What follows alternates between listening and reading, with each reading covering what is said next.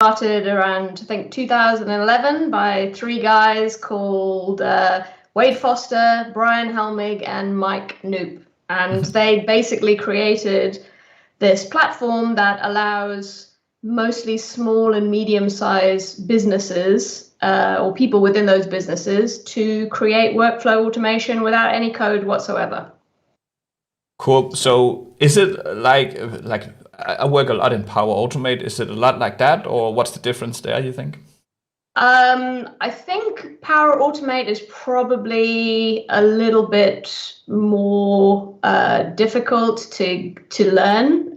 So I think it requires a little bit more experience in certain technical areas.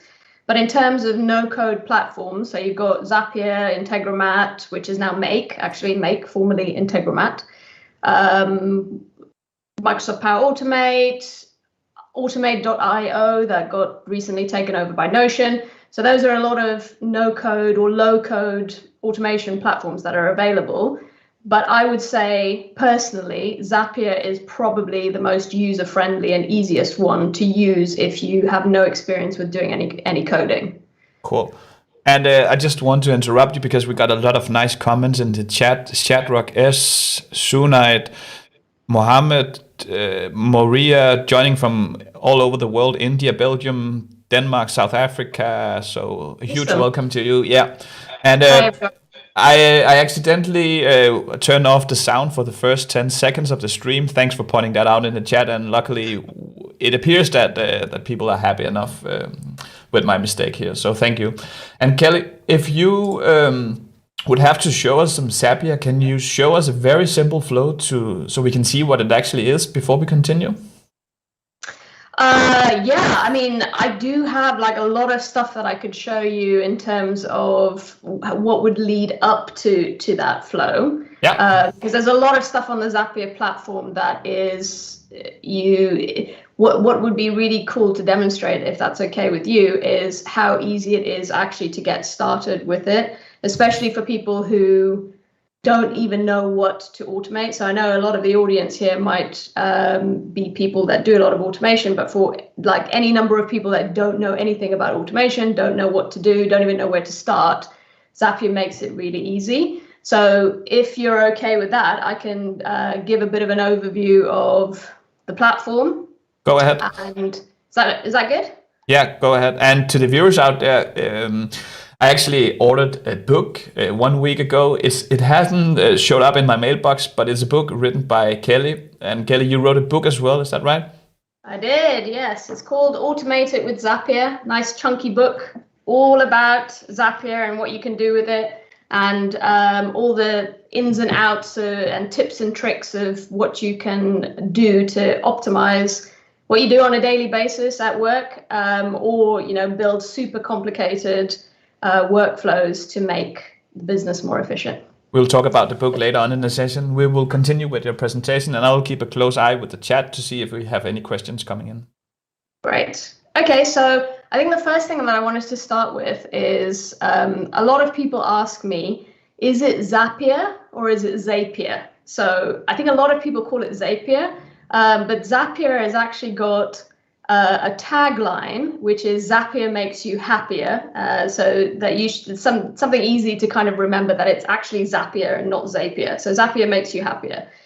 And everybody should be smiling anyway, because it does make you happier.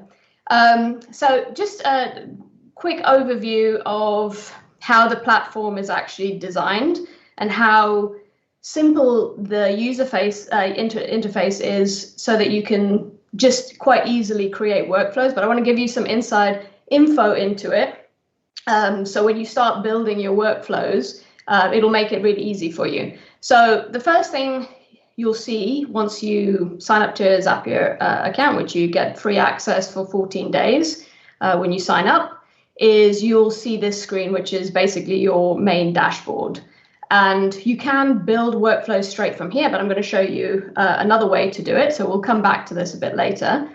But generally, we've got this main dashboard, and then you've got a place where you can connect all of your different applications. So Zapier does work with cloud-based applications.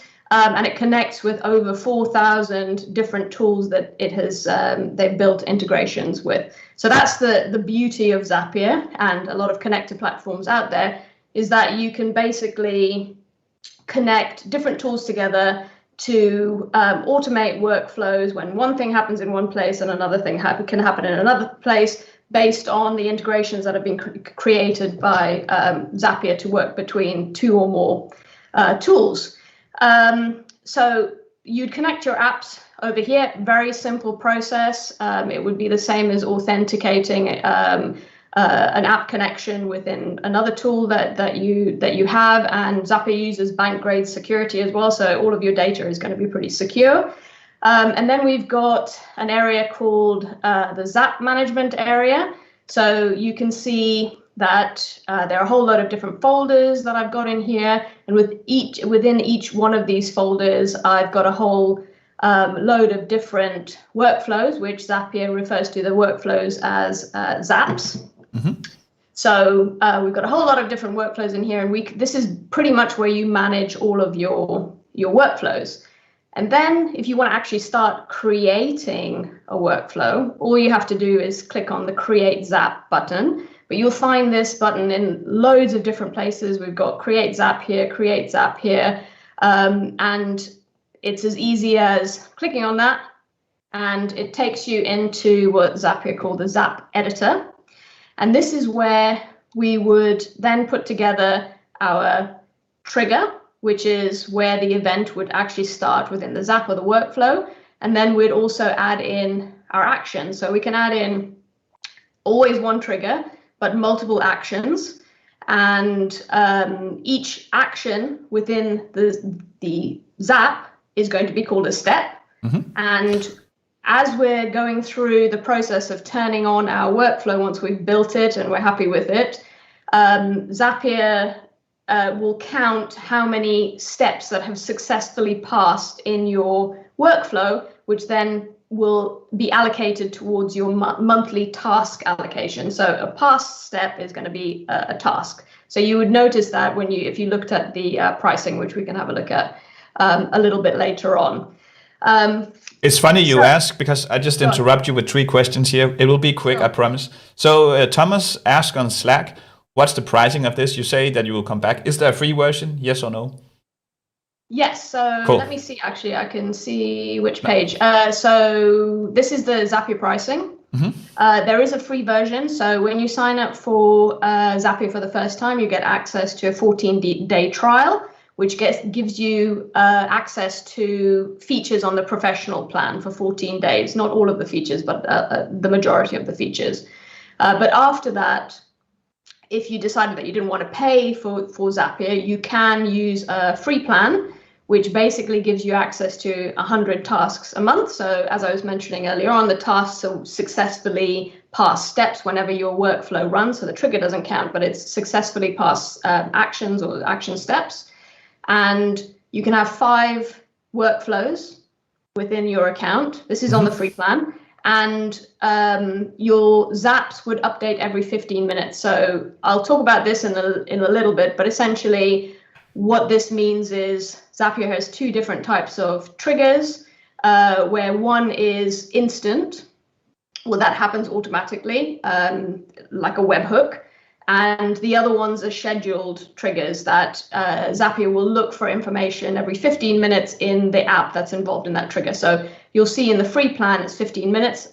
Obviously, if you are expecting your workflows to run really quickly, the free plan is probably not going to be appropriate for you, but you'll see the time gets quicker as you increase the pricing, obviously. Cool, and we will take the pricing later on. It was just a quick question. Yeah. And I have a few more. William Wade says that he already got your book. It's really useful. Actually, I think William Wade is a common friend of the two of us. And I actually think that William is the reason that you're here in the stream, because I saw him. I think I saw him interacting with some of your content. So yeah, that's hello, William. And thanks, William, for introducing us. Yeah, and I have some. You can just answer really quick to these questions. Hello S, Sure. and welcome. Says, can we make loops with it or iterate through a list, for example? Can we do that with Zapier? Yes, Cool. yes, there is a looping function. I'll talk a little bit about built-in apps that Zapier has. That's cool. And Tanya says that she hears about Zapier yesterday and she's looking at it. Just joined, so she might ask something later on. And hello, Tanya, and you're really welcome Hello. to ask questions. And back to your presentation, Kelly. Great. So where was I? So I was talking about tasks. So if we go back into the editor, I will come back to this in a little bit. I just want to show you some more information that's going to be really useful for you when you're kind of deciding on what you're going to automate, which I would always suggest in advance because it saves you a lot of time trying to put together your workflows. So if you go to this URL, so zapier.com/apps, this is Zapier's integration ecosystem. So you'll see that Zapier integrates with over 4,000 different applications. And what's cool about this actually that I like very much is that they've categorized a lot of different apps. So you can see, let's just go into commerce. So you can see e-commerce, and it'll tell you all the different e-commerce apps that integrate with Zapier. What I like about this particularly is not just that this is like an information database of all the different integrations and all the triggers and actions that you can use within Zapier. It also is really handy if you're a small, medium-sized business that's looking to change your software and you're looking for alternatives. Yes, there are lots of app comparison websites out there, like GetApp, for example, but this is always a really good place to look because you'll know from the get-go, if you're using Zapier for your automation, how you can actually connect those apps together to automate your processes so that they're not isolated from each other. So just a little tip there for everybody. So if we go back to the information that we would see here, I've just opened a few pages. Let's just take a look at the Google Sheets integration page. So each app has got its own integration page, and it gives you a whole load of information about different apps that you could pair Zapier, Google Sheets with, and it also gives you a whole bunch of pre-designed workflows. Most of them are just one-step workflows, but if you're trying to understand what you can automate, this is a really good place to look because it will give you different ideas of things that you can do with it. So when a Google row is updated, you could send a Slack message, or when new Google Sheet rows are added, you could create Trello cards. Just as simple as that. But you can also do the same thing up here. You can add in the app that you want to try and pair it with. So let's just say, for example, ClickFunnels, and it will give you a whole list of different ideas of pairings. And then if we go a little bit further to the bottom, this is where each integration page will tell you whether or not we've got a list of triggers. So as you can see for Google Sheets, we've got new spreadsheet row for team drive, new spreadsheet row, not for team drive, etc., etc. And we've also got a bunch of different actions that we can use. So when something happens in one place, we can copy a worksheet in Google Sheets, or we could delete a spreadsheet row. And then you'll also notice that there's some instant triggers, which is what I was mentioning with the pricing. So instant triggers where things, the workflow will trigger automatically or straight away when something happens in one place. So in this case, when a new spreadsheet row is created. But we can also see that there's some scheduled triggers here. So this workflow that involves a new spreadsheet being created would only start running based on the plan that you're on. So like if you're on the free plan, it would take 15 minutes before this would actually trigger. So those are things to bear in mind. So I see a lot of Google thing. I don't see any Microsoft apps in this ecosystem. Don't we have those? Yeah. So this obviously Google. I've also opened a page here just to show you that there's a Microsoft Excel integration. Personally, I think that there are a lot more triggers. Well, you can see there are a lot more triggers for Google Sheets than there are for Microsoft Excel. But, obviously it does exist in here. And if we go back to the app ecosystem, I think if we just typed in Microsoft, you can see that these are all the different integrations that Zapier has with the different Microsoft tools. And you would have to be, of course, using the online version of any of these Microsoft apps Cool. in there.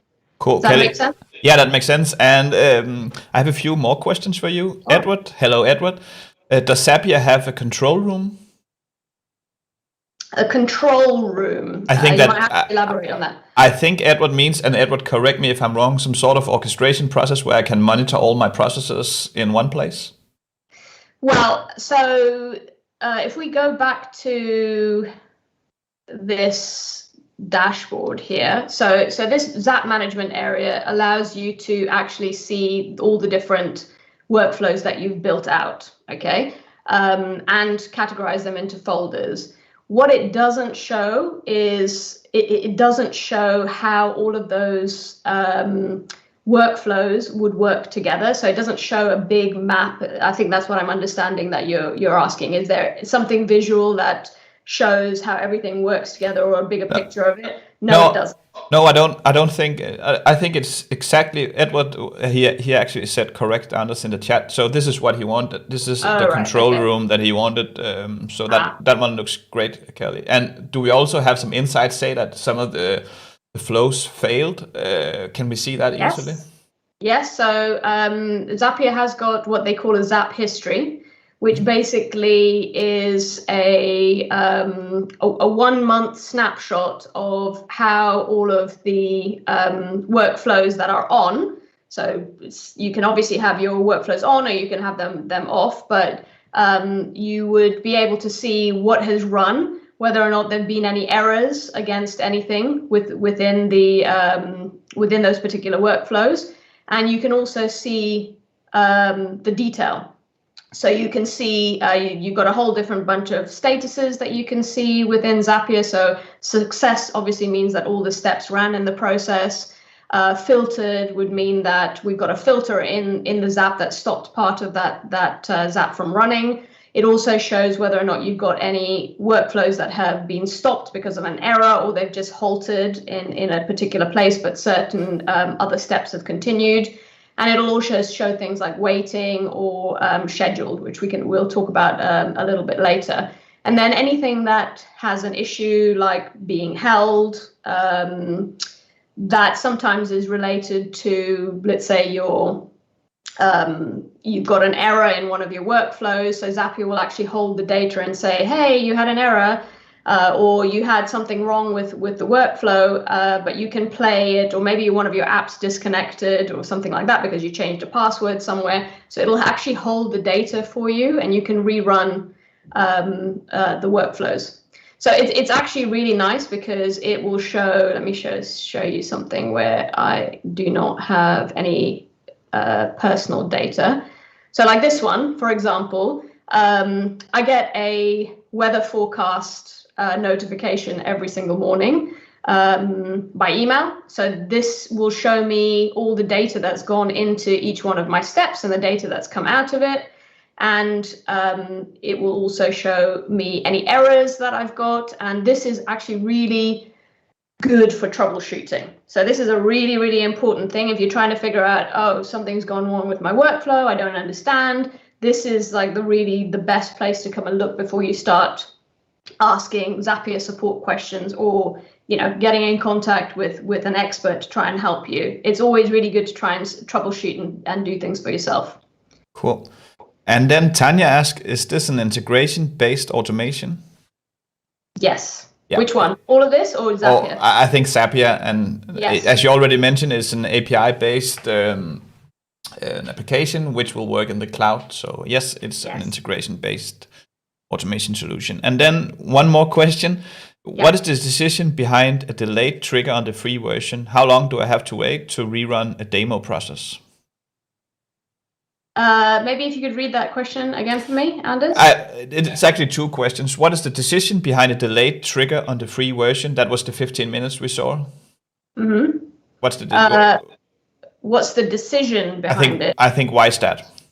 Okay. Well, I guess from Zapier's perspective, I guess that's just the way that they've built it into their pricing.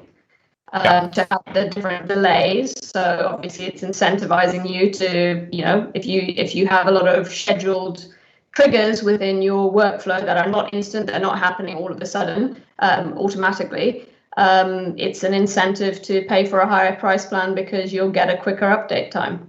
Cool. Hope that answers the question. I hope that answers the question, Tanya, and thank you. And just keep all the great questions coming. And let's continue. Was there another one? No, not for now. Okay, great. Trying to think where I was now. Integration pages. Okay, so we talked about triggers and actions, and also where you can go to look if obviously there's the whole app integration ecosystem, but you can also go to the top of your Zapier screen, and there'll always be like a little search icon, and you can just type in anything that you think, and it'll bring up a list of suggestions of different apps, and then the link will take you straight into the integration page, so you can see whether or not Zapier has an integration and what the details are. Now, one thing that I wanted to talk about, obviously we've got these triggers, and then we've got these actions, and we've got all these 4,000 plus different apps that Zapier connects with, but we've also got some really cool stuff that we can do within Zapier. So if we think about one of the benefits of using a platform like Zapier, it's designed to be used by non-IT people within a company, non-technical people. So without using code, there's a whole lot of stuff that we can do within Zapier that we don't have to do with any code. So essentially, if we're looking in the app marketplace again, there's some app families in here. So again, Anders, going back to your question about Microsoft, you could find this information here. But Zapier has got its own separate page of different apps that I like to call helper apps, which have been pre-built into the Zapier platform. So there are 27 different apps built into the Zapier platform. And I thought I'd just give you an overview of all of them so that you can understand what the capabilities are with it. So just scrolling through quickly, you can see all of these different apps, and there's some really interesting ones like Retrograde by Zapier. I mean, I'm not sure, I don't know who would use Retrograde by Zapier unless you're really into your, I guess, star signs and horoscope type of stuff. But there are also things like Weather by Zapier, which are kind of odd and interesting things. But there's some really very valuable ones in here as well. So some of the most common ones are going to be Filter by Zapier. So this is where you can use conditional logic within your workflows to say, okay, I only want this workflow to continue if it satisfies a particular type of criteria. So I'm going to show you this when I build this out, and I've also got a few pre-built workflows that I've created that I can show you all of these. But let's just say that I have a form on my website, and I want somebody submits a contact form through my website, and I only want to send an email to this person depending on what type of answer they've put in one of the fields. So I can use conditional logic in the Filter by Zapier app as one of my steps in my workflow to be able to stop that Zap from running. That's really important because, as we know already, part of the pricing structure of Zapier is how many tasks you have access to. So if we have a look at that again, I've forgotten which page it was. But basically, it was one of the last ones. Here it is. Yeah, so tasks. So you'll see free plan has got 100 tasks, and the pricing increases depending on how many tasks that you have. So, 2 million tasks will cost you 3,389 dollars. So it's quite a lot of money. So it's really good to be very conservative so that your workflows are not running when they shouldn't be running. So that's Filter by Zapier, really, really important one to use. Formatter by Zapier, I'm going to come back to this because this is like a supercharged app that you can use. Email by Zapier, really straightforward, and I'll come back to webhooks as well. So email by Zapier, really straightforward, basically means that you can use this zapiermail.com email address to send emails to anyone. So I quite often use this to send an email to myself about something rather than connecting my Gmail account. Schedule by Zapier, this is quite a cool one as well because it allows you to trigger workflows. So this is always going to be a trigger. It allows you to trigger workflows at a particular time. So it might be every day of the month at 3 p.m. You want to send a notification to remind yourself to do something, for example. Maybe a bad example because that might be in your calendar or your task notification app, but that's just an example. RSS by Zapier, this is RSS feed, so you can use this to, say, for example, every time an RSS, a new blog article is being released on a public RSS, like my blog, for example, you could get a notification that that's been released. Paths by Zapier, this is quite a cool one. It's very similar to the filter by Zapier, but it allows you to do something quite different. So it allows you to use conditional logic as well, like you would use in the filter. Then the settings are pretty much exactly the same, but you can decide then to move your workflows along different paths. So I'm going to show you this again a little bit later, but let's just say that if you, based on somebody submitting a form again, you wanted to do X, Y, and Z, if somebody submitted a form that, let's say their location was in the USA versus their location was anywhere else in the world. So you could decide on different paths to your workflow to run as part of that. Delay by Zapier, this is another cool one. This pretty much is where you could stop your Zap from running for a certain period of time, for example, and there's some other options as well, but let's just say that I didn't want my next step in my Zap to run until 3 days have passed. So there's some good use cases for that. Code by Zapier and webhooks by Zapier. So although I've mentioned that Zapier is a no-code platform, there are 2 different apps within Zapier that allow you to do slightly more advanced steps within your workflows that require you to have some kind of more advanced technical knowledge than just the no-code side. But it's stuff that people can learn. So you can use webhooks by Zapier. Traditionally, I guess this would be to trigger off a workflow based on data coming from somewhere else. So the same way that triggers work in different apps. But you can also use webhooks by Zapier to do HTTP requests like put, post, and get. And then code by Zapier allows you to write JavaScript or Python to do whatever you need to do as part of that workflow, which in some cases actually would save a lot of time. If you do know code, it's quite handy because you could actually accomplish something in a script of code that you've written rather than using 4 or 5 different built-in helper apps to do that. So that's quite interesting to know. And then I know we've got quite a few to go through, but just very quickly, email parser. This is quite a cool one. This helps you to extract data from emails. So you send an email to a custom Zapier email address, and it helps you can map different fields from it, and I will show you that a little bit later.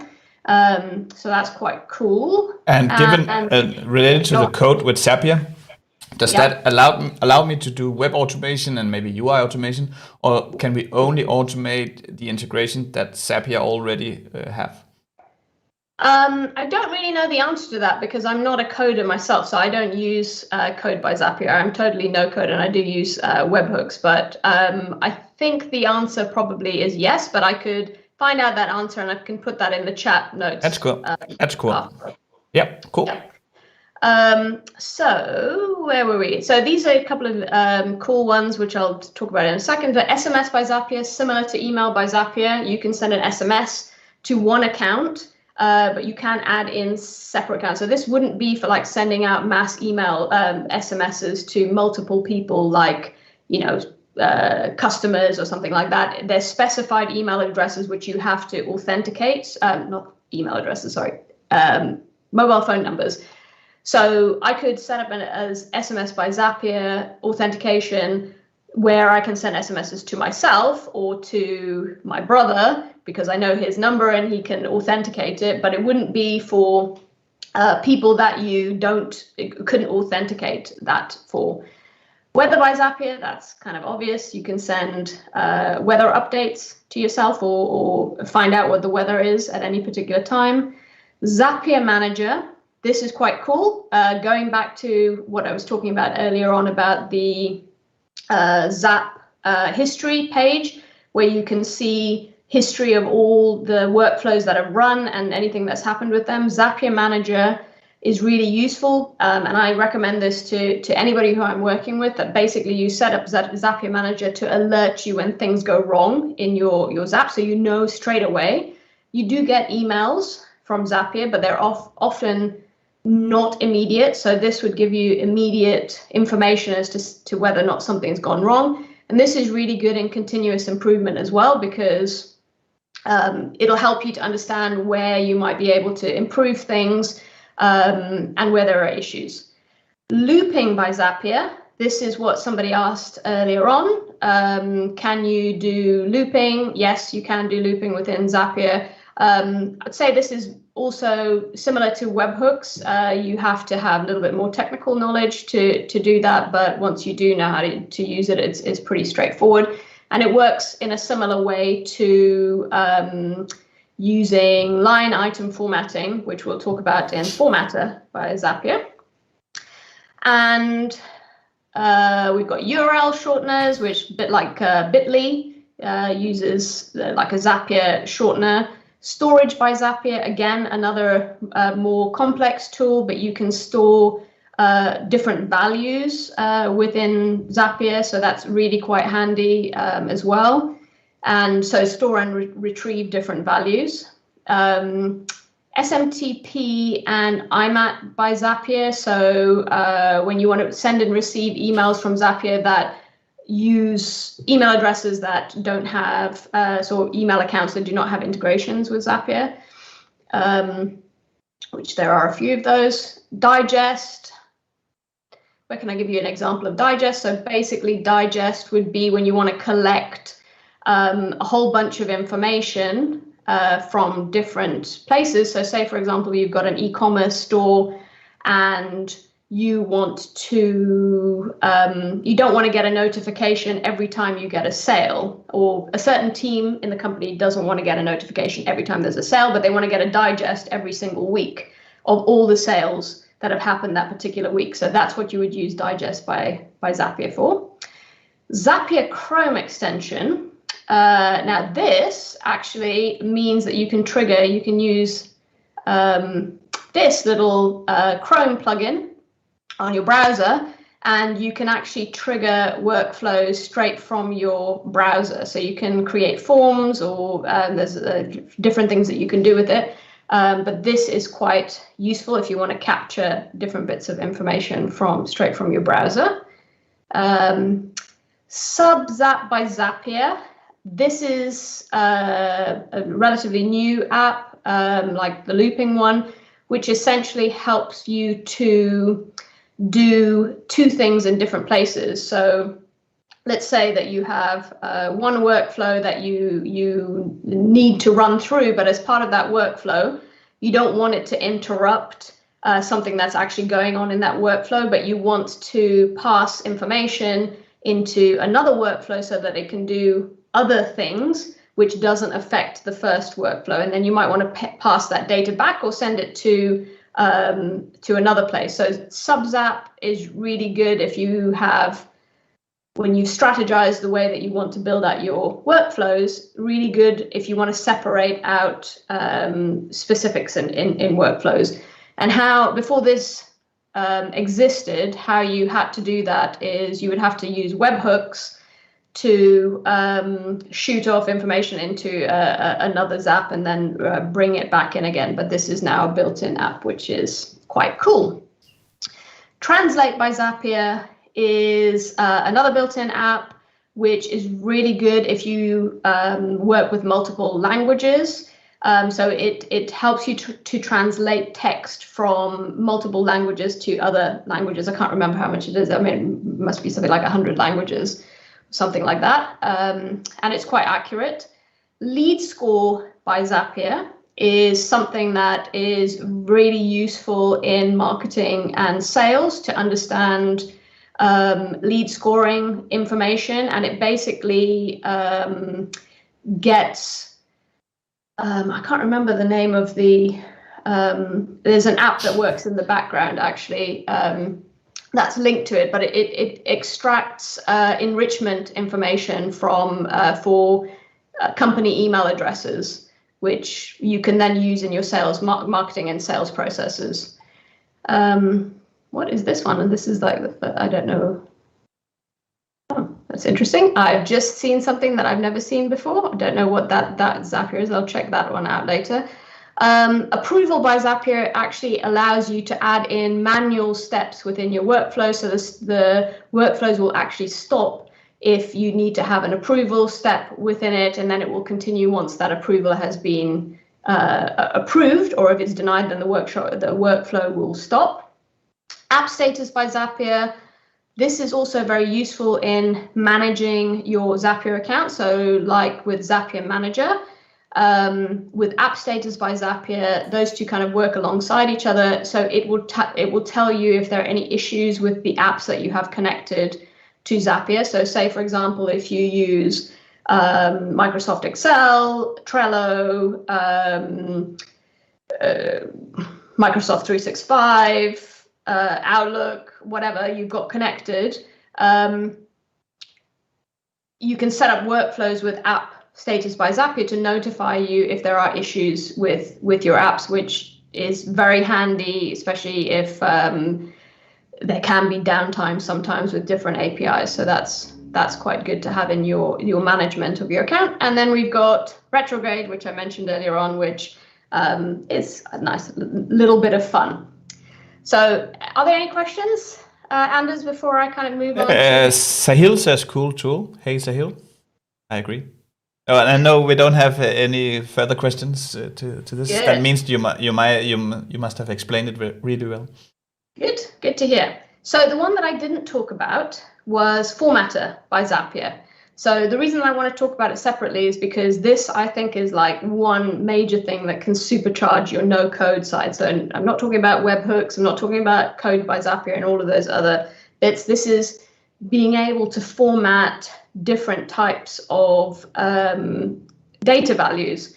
So Formatter by Zapier allows you to format date and time, numbers, text, and utilities. There are different things in there. I'll show you that in a second.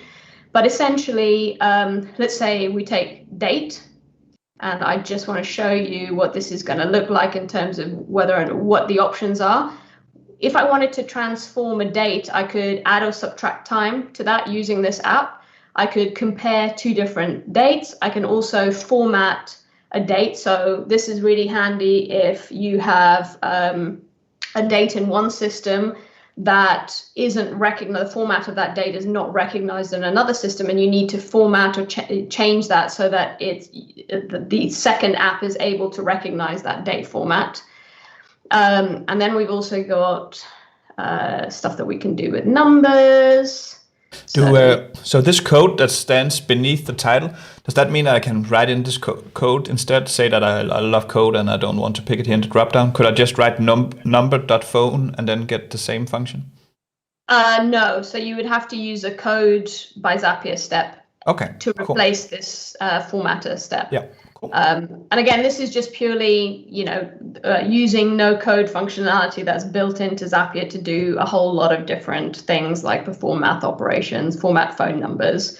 But yeah, obviously, if you do know how to write code, then it's going to be way more productive for you within the platform, because you might be formatting various steps in here of various bits of data that you might have to use 3 steps to format that data, but with a bunch of code, you could just you do that in 1 step. Cool.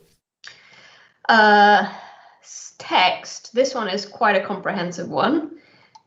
So text, you can see it's a huge list, so you can do stuff like, this is a lot of stuff that you could do like in an Excel spreadsheet using a formula, but this is built into the actual app itself, so you can extract patterns, extract email addresses from a string of text, replace one bit of text with another text, split text. This one is a fun one. Add a superhero name in, so I could put my name in here, and I could generate a random superhero name like, I don't know, SpongeBob SquarePants or something like that. I don't know if SpongeBob SquarePants is in there, but... And how does this work? Say that I have a string. Just we can put in your name, and then how would we do that? I'll show you how it works. It's so let's just say that I'll put mine, but you can use dynamic values as well. But let's just say we want to test this. Might not work. Oh yeah, we have got a trigger there. So if I test that, and I will show you how this is going to work. I know we've only got 15 minutes left, but that would be my superhero. I'm disappointed now. I was hoping it was SpongeBob SquarePants. But my superhero name would be Quinn Star. I mean, it does it randomly. So if I did it again, it would probably be something different. And we can use variables for your name as well. And of course, we would not use a superhero function in a real workflow, but. Well, I mean, it's a fun thing to do. I think, like, if you Zapier's added some fun stuff in there. Let's see what it does with this one. Space Fury. That was better. I like that one. So yeah, so that's all the text stuff, and then there's some utilities things as well in here. And I think it's just a general name for the group. But there's some stuff that you could do with importing CSV files.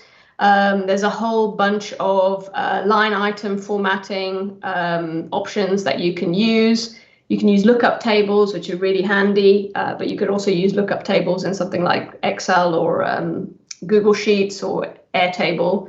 And then picking from lists is also useful in here. So I thought now is a good time to have a look at how we can build something out. What do you think, Anders? That sounds great. I just have 2 questions for you from the chat. Sure. Sahil says, let's say I want to send automated WhatsApp messages to a group every day, like a newsletter. How can I implement that using Zapier? Well, the first thing to do is to check whether or not there's a WhatsApp. I think there is a WhatsApp messenger, yep. And so there isn't. So there isn't currently a WhatsApp integration with Zapier, but you could review the WhatsApp API documentation if you're familiar with doing that, understanding what's an API documentation. So as long as something has got an open API, you can currently use webhooks by Zapier to do post, get, and put requests and some custom requests as well, using an open API. So you could potentially do that with WhatsApp. Cool. I hope that answers the question. I hope so. Then Barath says, is it possible to retrieve data from apps and store it in an Excel? Yes. But they need to be cloud apps, should we add, right? It would have to be cloud apps, and it would depend on the triggers and actions that you could add in. And again, like if you are familiar with reviewing API documentation and implementing workflows with webhooks by Zapier, for example. So you could, and also actually, Zapier has a new feature. If I go back to dashboard, you'll see that there's this new transfer feature. So you can actually transfer data from, there are only a set few apps at the moment because this is still in beta. But you can transfer data from one app to another app in bulk, which is quite useful. But in terms of what you might be talking about, if you wanted to, so obviously if something occurs in one place, let's say in your CRM, every time that a new record got created in that place, you could then transfer that into an Excel sheet. But if you wanted to do it in bulk, you'd either have to use the API documentation or see whether or not Transfer has got an option to transfer data from one place to another. That's cool. And Harlem says Atlanta in the building, and I can say Copenhagen is here in the basement. Where are you joining from, Kelly? Sorry, I didn't get that. Where are you joining from in the world? Me? Yeah. Oh, London. I'm in very sunny London today. Yeah, we can see it's 20 degrees Celsius, mostly sun. Yes. Yeah, and I've actually got all my windows closed, so it's warm in here. So I didn't have any echoes. But yeah, it's quite warm. Cool. And Sahil says, following up to that, says, thanks, Kelly. So what is the advantage that I can get using Zapier, since I can directly do that as an API request webhooks using other tools methods? The whole point of Zapier is if you have knowledge of coding and APIs and webhooks, there's stuff that you can do with Zapier, obviously, and you can use all of the more advanced tools within Zapier, but the platform essentially is built for people, non-technical people within small and medium-sized businesses, to help them to automate workflows without the use of code. Cool. So if Sahil, I know he's a genius in coding, he would probably not need Zapier, but for people that don't want to do code, Zapier is it's a great tool, right? Yeah, absolutely. Cool. And we don't have any more questions right now, but so we can. Good. Okay, so I'm going to show you just very quickly a little workflow, and then I want to show you a few examples. And how much time have we got, Anders? We have as much time as you got.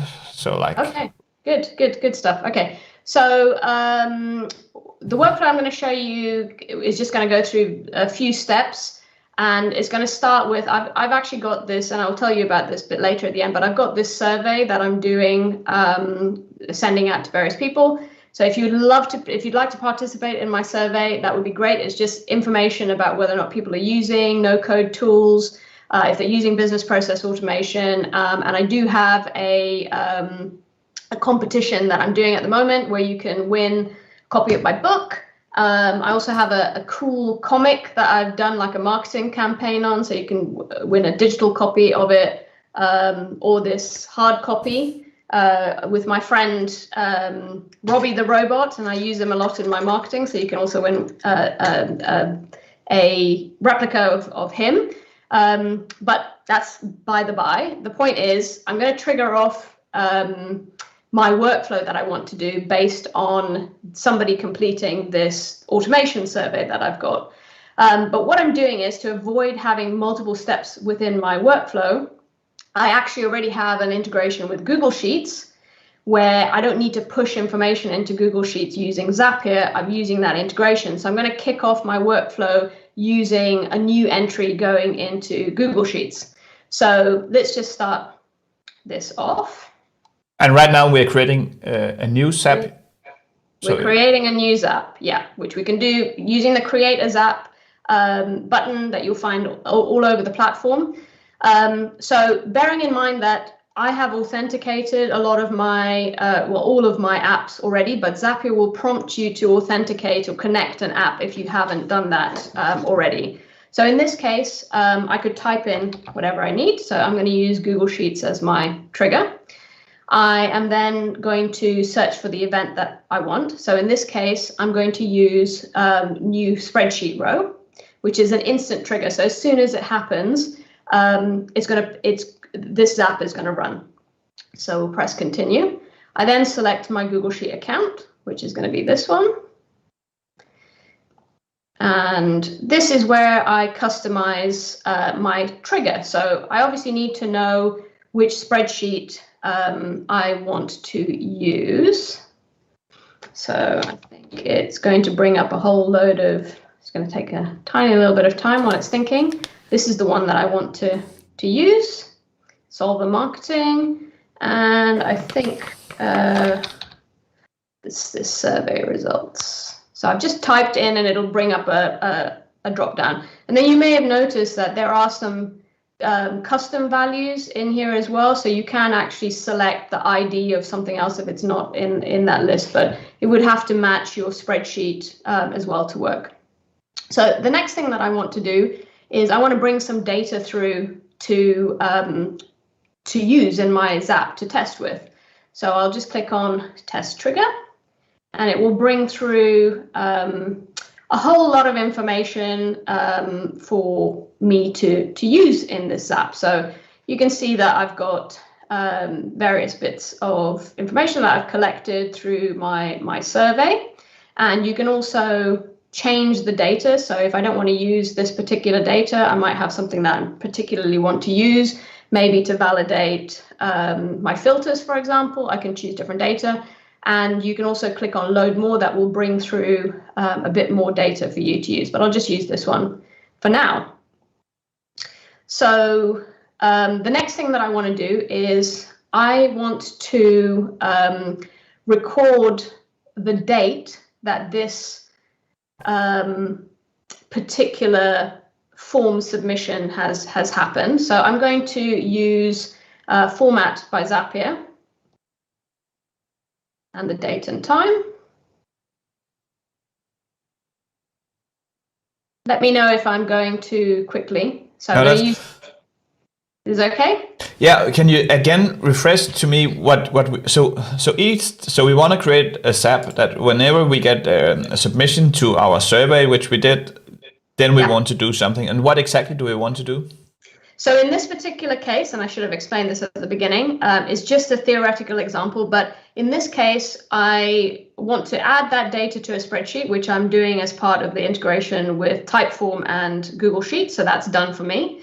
But as soon as that data gets added into the Google Sheet, I want to then send an email to myself to notify myself that I've received this new submission. And as part of that, I want to know what date it was submitted. And this is, this might not be a perfect example, but it's just to show you some of the different features. Yeah. And then I want to do different things based on whether or not the person is in North America or if they're somewhere else in the world. So I want to then be able to segment or branch off my workflows to do different things based on the location of the person that submitted this survey. Cool. And in each case, I'm going to add a card to Trello with different conditions in that card based on whether or not it's North America or it's something else, just to show you a few examples. Make sense? Mm-hmm. Thank you. Great. Awesome. Okay, so I want to format the date. So I'm actually going to use, now I could bring through some data from my sheet. So in this input field here, I would, if I had a date, but I don't actually, if I had a date in here, I could add a dynamic value from here to add it into there. So I could select whatever I want, but I'm not using data from there. I'm actually going to format today's date. So I just want to change the date today into a format that I want to see in my email. So what I'm going to do is select the format that I want it to look like.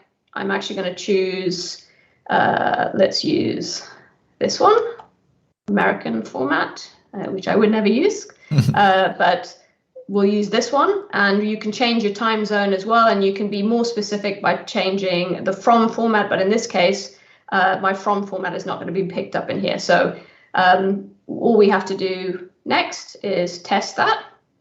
So I'm going to click on test and review. And that little while we're testing here, that little input name today, where did that name come from? It's just the text. So I've just literally typed in today. So the words today. Yeah. So it's Zapier is recognizing that the day, or I could do tomorrow, or I could do Sunday at 9 p.m. or something. Yeah. But I could also bring in a dynamic value from previous steps, but I don't have any date values in here. So in this case, we've formatted the date to the 19th. So yeah, May 19th, but I could do the same thing where let's just say tomorrow. And I'm going to scroll down to test the action, and it should say the 20th.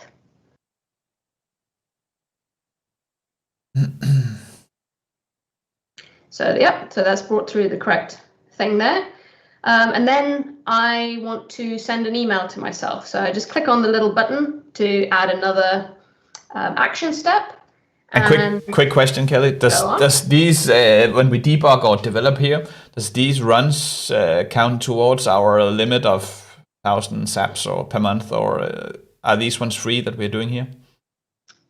So going back to the pricing, so the zaps, which are the workflows, so what we're building at is the workflow, that would be one zap. So if I have that zap on and it's working, that would be counted as one zap. So I'd have a limit of 5 zaps in the free plan.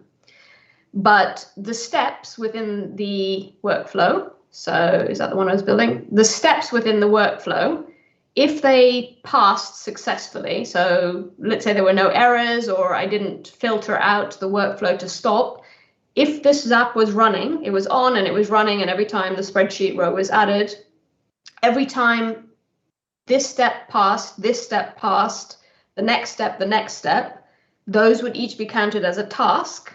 And this would go towards your task allocation, which is this 100 or 750 or 2,000. Cool. So the answer is no, we are not paying anything when we develop here. That's not a task. That is just cool. We're not. Yeah. So maybe your question was if I am testing this. Yeah. Each time you press this button, does this cost us money? No. And it doesn't. Cool. No. So our next action is email. So I'm not going to set up a Gmail here. So I could integrate Gmail, I could integrate Outlook, or I could integrate a whole load of different email service providers that are not integrated with Zapier. But in this case, I just want to send a simple email to myself, and I'm going to use the built-in app Email by Zapier. And just to point out, it doesn't make any difference whether or not you use a built-in app or an app integration. You'd still be charged for your tasks if they were successful. So there's no benefit to using like Email by Zapier over Gmail or Outlook, for example. Cool. So I'm going to choose my event again. So in this case, it's going to be send outbound email, which is the only option. Let's go into that. And then I have to fill in various different fields to make sure that my action step works. So anything that's going to be required, we'll say required next to it. And you'll see these 3 fields are required. And it'll also tell you if you have to add in a particular format. And that's like a whole nother discussion, which I can't cover today. But like, for example, attachments, if you wanted to add an attachment, there'll be like a little file icon next to it, which means that you would have to add in a file object that would either be a publicly accessible file, for example, here, and there's some different conditions with that. But in this case, I'm just going to say I'm going to send an email to myself. Get the email address right. I could also bring in a dynamic value from previous steps here, but I don't have an email address. But if I was collecting email addresses on this sheet, I could also add in an email address here dynamically to send an email to the person who submitted the survey form, for example. But I'm not doing that in this case. Then I might want to put a subject in, which is required. So let's just say new survey response. And then I want to add in body, and you can add in HTML or plain text, but just for ease, I'm going to say, hey, Kelly, new survey submitted. And I want to say the date, which is now I could actually use my date that I've put in here, and bearing in mind that this one is now incorrect because it would have been tomorrow rather than today. But I can map in that value here as a dynamic value, and all I have to do is select that. Or I could do something which is really quite cool. There's a little bit of code that you could write. It's called Zap Meta Human. And what is this?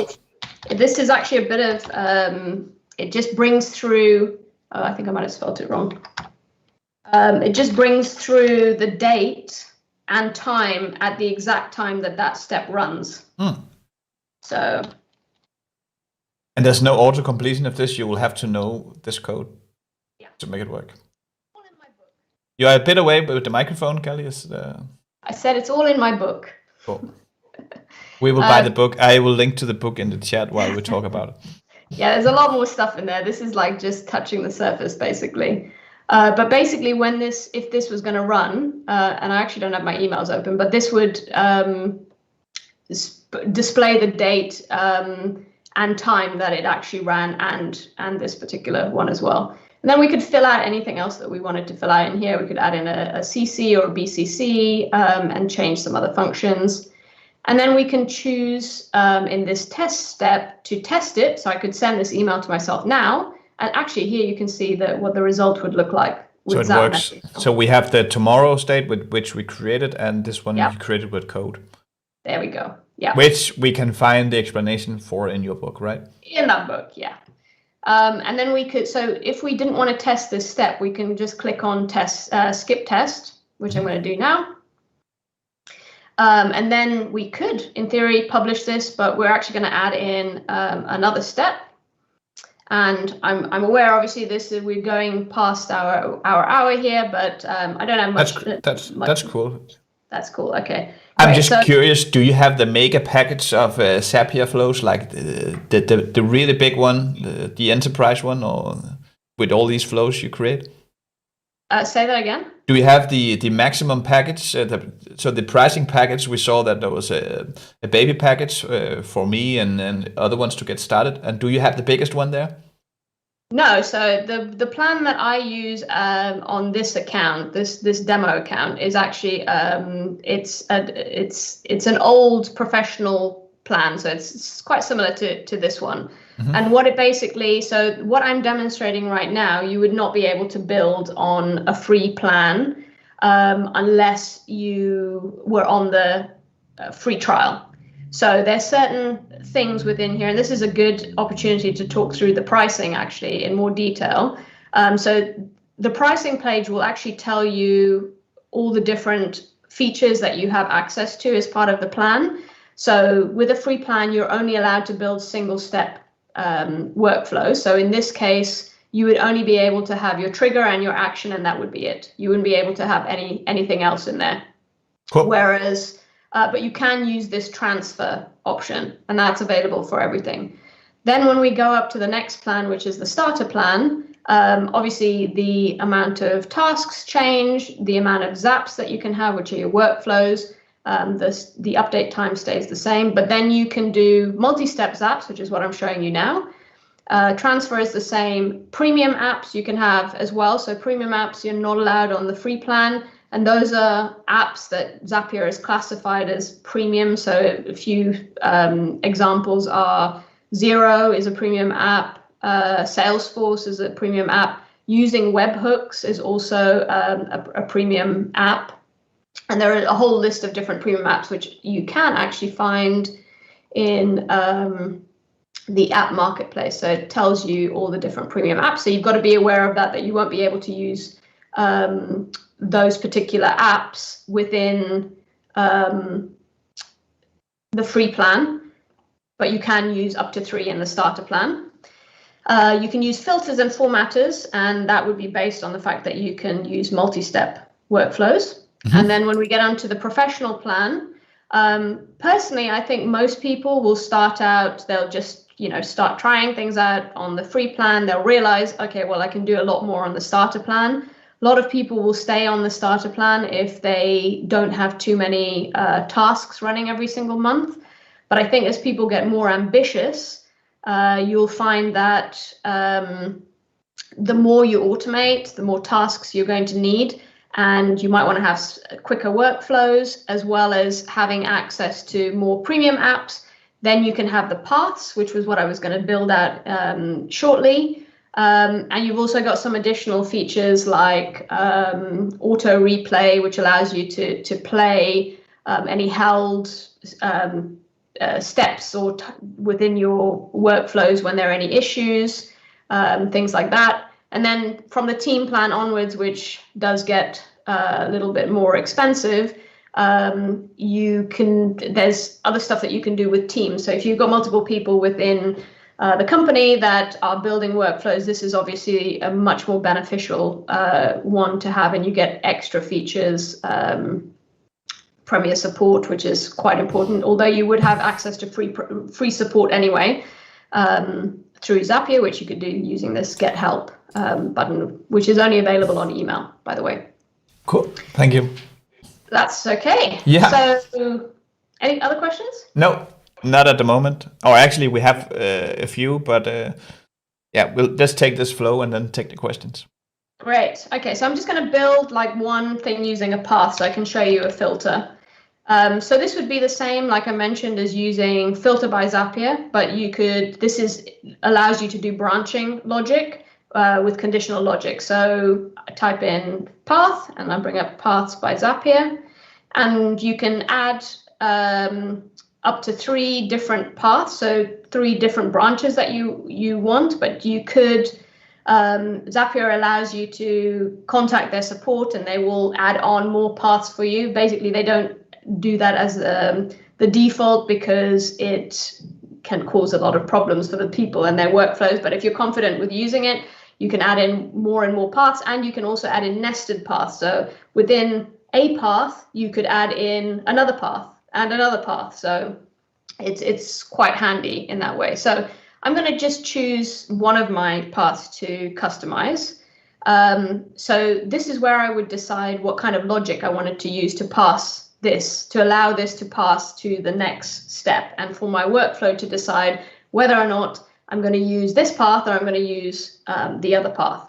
So using this choose field, I'm going to say that in this particular scenario, I only want this path to move on to the next step if my country that I'm located, the person who's submitted the form was located in the USA. So this is a dynamic field. It's going to change every single time the Zap runs based on what somebody has added in.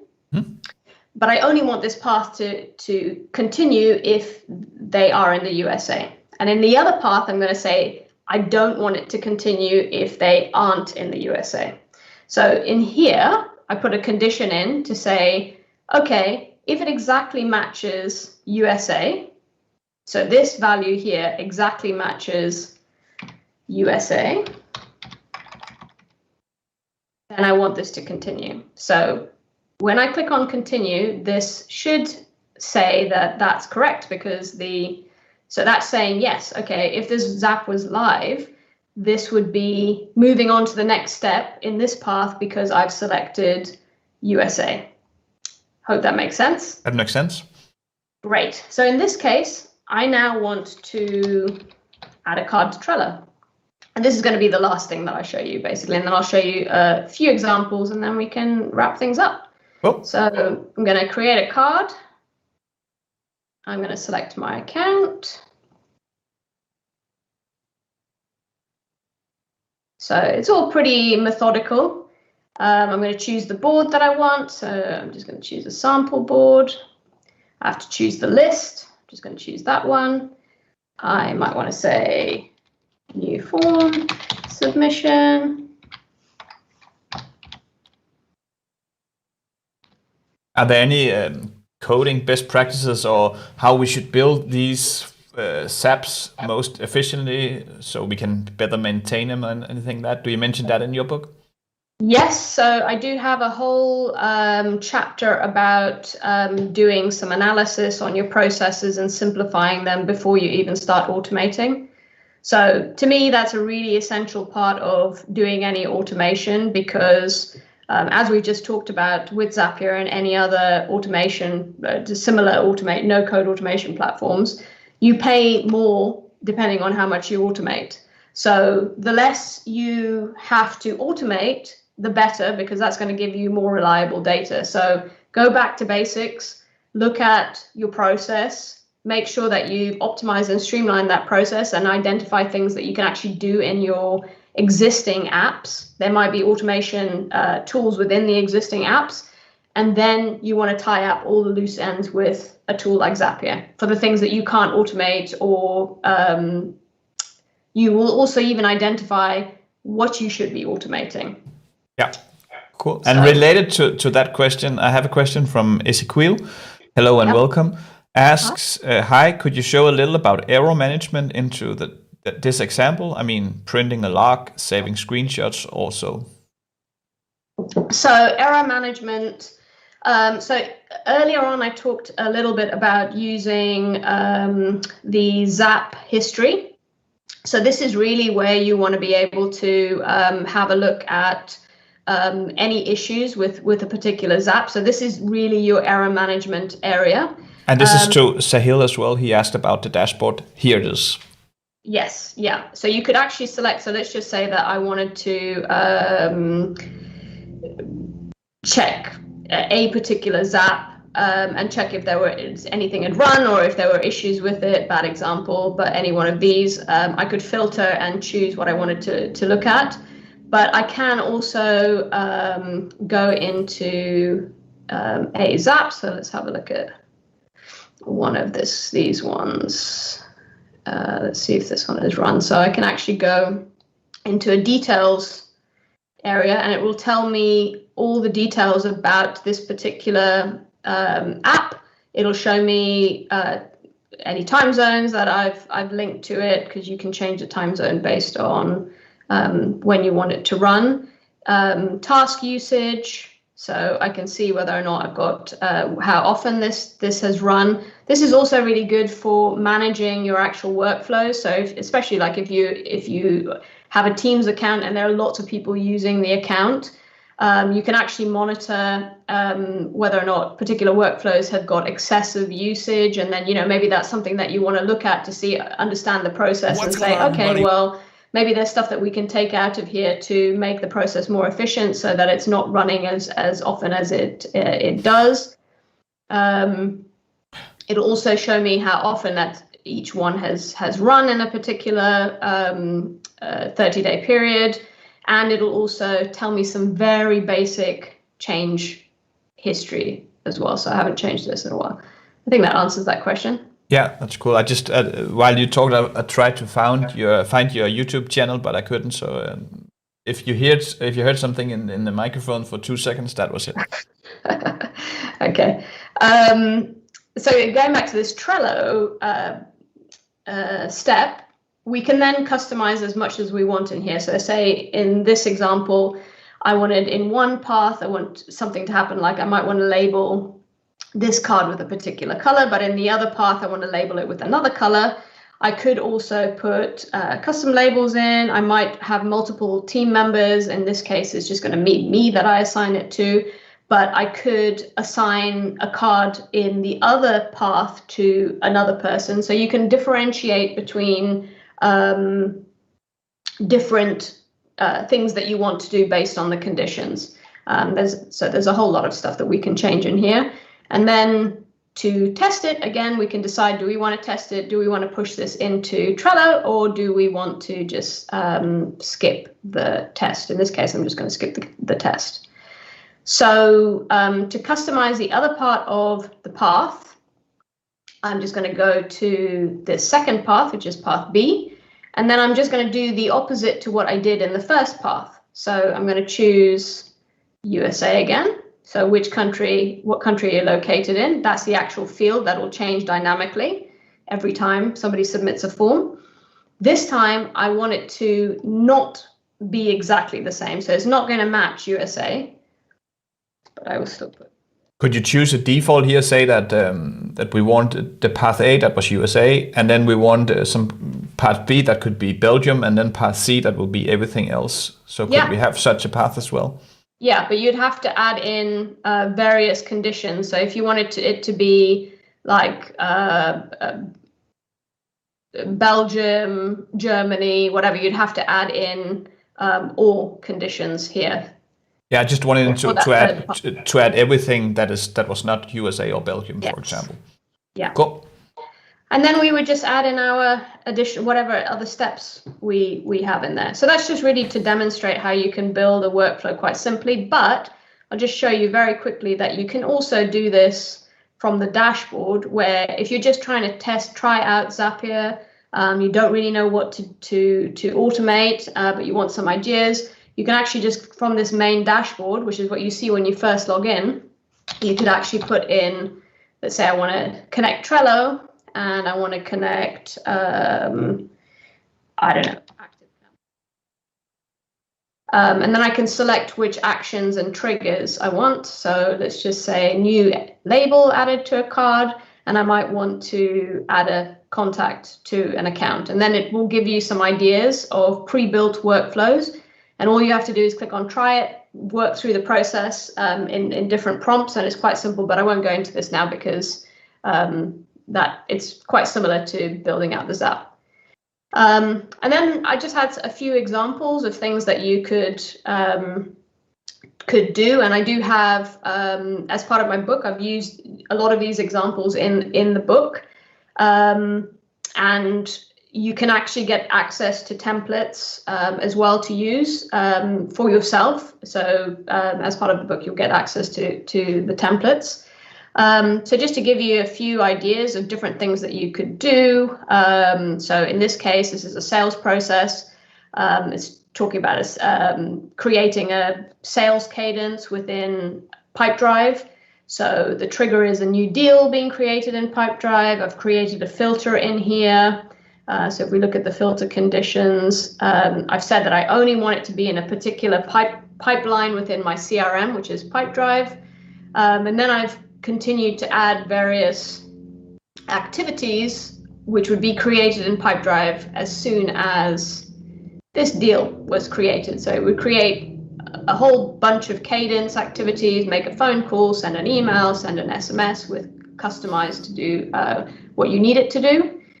Another example is, this was just really to demonstrate how you could use Formatter by Zapier to split a name. So if I wanted to take this person's name, John Smith, and I only wanted to extract the first name from John Smith, if I test that action, you'll see that John should be extracted. It's taking its time. Mm-hmm. So yeah, we can extract that first name, then we can delay, we can then send an email, and this is just a really simple drip email sequence that you could build within Zapier. If you didn't have an email automation provider that you're using, you can quite easily set up a drip sequence. This one is using email parser. So I think I mentioned earlier on, you can send email. So let's just say you've got a form that doesn't connect to Zapier. You can actually send the results of that form submission to an email address within Zapier, like this one, and you can map the fields that you want to extract. And it would, every time a form is submitted, the email gets sent to the email address. It will extract all of these bits of information that you can use in different parts in the Zap. So in this case, I'm just adding the detail into different rows. So you can see I've passed all of this information from here. Okay, it's not the exact information as it's a different example, but it's just details that are coming through from that email extraction. This one is just talking about calculating customer lead conversion times. This is stuff that you can do quite easily in an Excel sheet or Google Sheets, but it's just really to demonstrate how the formatter works, and you can change days, numbers, all of that kind of thing. This is just a Zapier Manager example. We're sending notifications. We've also got schedule, and I want to send myself a message to remind myself of something, SMS every single day at a certain time. Weather one, I think I showed you earlier on. This one, I just wanted to demonstrate to you that, you can use webhooks by Zapier as well to do things that you can't do as with the normal triggers and actions steps within the Zapier integration. So you can use webhooks there. And I think those are all my examples. So that's pretty much me Cool. done for what I wanted to show you. That's really cool, Kelly. Thanks for dropping by and showing all these examples. And we talked a bit about your book. How long did it took to write that Zapier book? Oh, a long time. Probably about a year. It was. Can you show it again? So it's this book. Yeah, and can you show all the pages? How many pages is there? 500? It's 500 and something, I think. Yeah, 593 pages. I'm looking forward to receive it. And just to mention, I'm not sponsored by Kelly or the book. I just found Zapier very interesting, so that's why I called Kelly. And you talked a bit about your company and your book and something like that. So your book, we can find that on Amazon, is that right? Yep. You can find it on Amazon. I think you're going to put a link in your description in this, and if you use Anders' link, then I get a bit of money, and he also gets a bit of money from that as an affiliate. So that's cool. But you can also get it through the publisher. So Amazon might not be able to ship to your location. I'm not sure, depending on where you are, but you can also get it through the publisher, and they will ship it to various locations. And you can also get it in ebook and Kindle as well. But yeah, there it is on Amazon, and it's available in most Amazon locations as well. Cool. Yeah. And that was it. I will say thanks a lot to all you viewers out there. A pleasure to have such an active chat where we could have a lot of questions to Kelly. I hope I answered everyone. Otherwise, just post them in the comments below. I will tell Kelly that there's a new question waiting if anyone feels that we didn't answer it that well. Yeah. Can I add just one extra thing at the end, Sure. Anders, if you don't mind?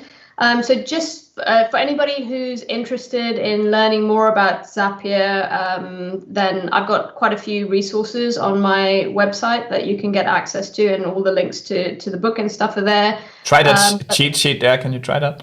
Yeah, the cheat sheet. Yeah. I could use that, I think. Cheat sheet, yep.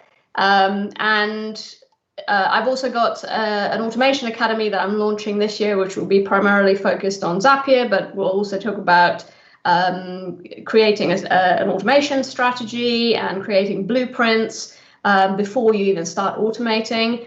So you can get access to the waitlist through this URL as well.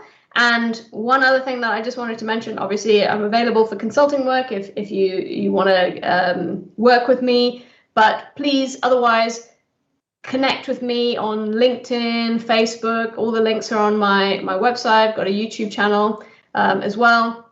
And I've also got some cool merchandise that I'm launching. So if you're an automation lover, you can check out some merchandise that I'm going to be launching in about a month's time. But other than that, thank you so much, Anders, for having me. I really, really appreciate it. And I hope this was useful for everybody. And yeah, it's been great.